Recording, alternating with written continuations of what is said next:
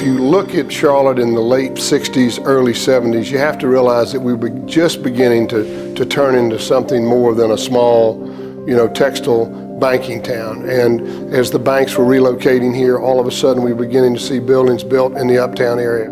If you take a picture of 1979 or 1980 and you take a picture of the year 2010, I can tell you what's on the ground has a lot to do with Martin Cramton. And by the time that Martin Cramton came here in 79 or 80, somewhere around then, we were in trouble. Belks had decided that that downtown Charlotte wasn't the place for it anymore. Ivy's the same way. I remember the process in which we culled the list down to 2 or 3 people. We formed a committee made up of city and county officials. We allowed the public to come in to spend some time interviewing the finalists. And ultimately, Martin Cramton was selected. And I think it was one of the best decisions that Charlotte has ever made. I think overall, a combination of things created a framework that created Charlotte that none of us could have ever dreamed would have happened. This has exceeded anybody I knew or still knows expectations. In the 2005 plan, Martin was way ahead of us. I didn't realize what he really had in mind, and it's just really a lot of it's just coming to fruition. But that plan called for a new zoning ordinance that would anticipate and accommodate multiple use development. That plan also, believe it or not, anticipated light rail in 1985. That gives you an idea of how Martin was thinking. You wouldn't have the excitement about the transportation program here in Charlotte had it not been for Martin Cramton and his leadership.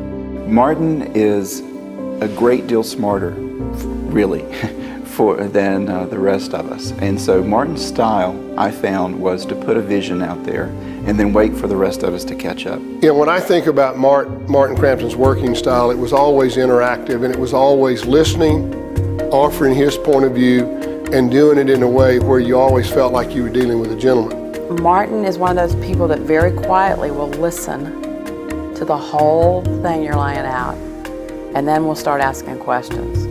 And there's a point to every question. One of the measures I used to use when I was mayor was if the planning director has both the private developers and members of the public and neighborhood groups complaining at times about what he's doing, then he was doing something right. He was actually making a difference in the city.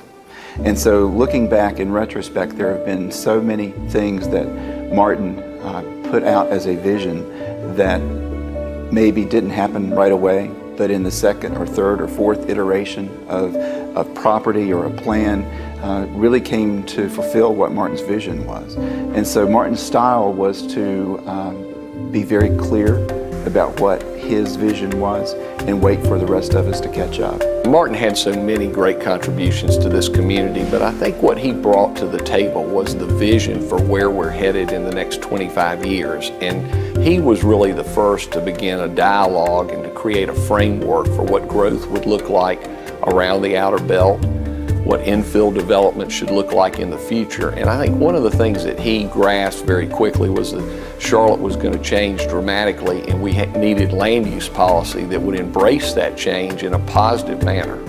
He pointed out to us that the inner city was hurting.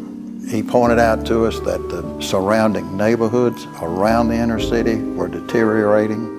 You had wonderful communities within a stone's throw of downtown. We all know about Myers Park, and we saw the fledgling efforts of Dilworth's coming back as a neighborhood, Plaza Midwood, the Elizabeth areas. All of those were struggling to start the Renaissance.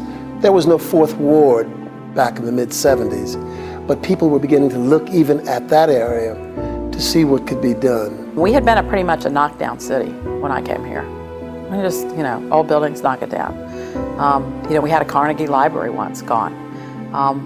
Most of everything from the Masonic Temple, all of those things that we just lost over time.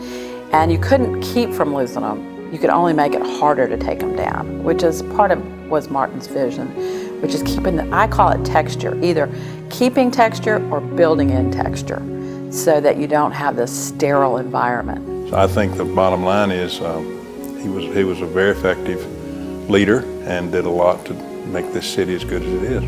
You know, as I look back, I think the first thing Martin did was make us aware that it could always be done better. He offered us the flexibility, I think, to do some things that were very innovative as long as we kept the design quality at the highest level.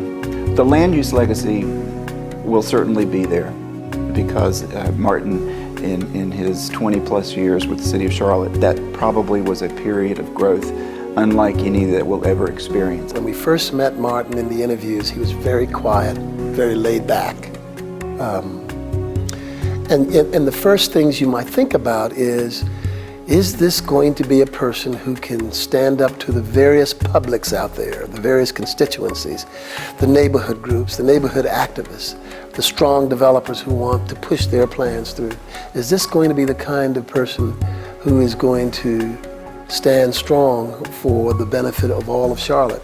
Martin had the unique ability of balancing the economic development opportunities with the land use decisions that needed to be made. And I think that perspective has really helped Charlotte attract a great deal of new business and quality new development while still maintaining a good balance between the existing neighborhoods that are part of the community. And he really was provided some very important leadership in integrating those two activities.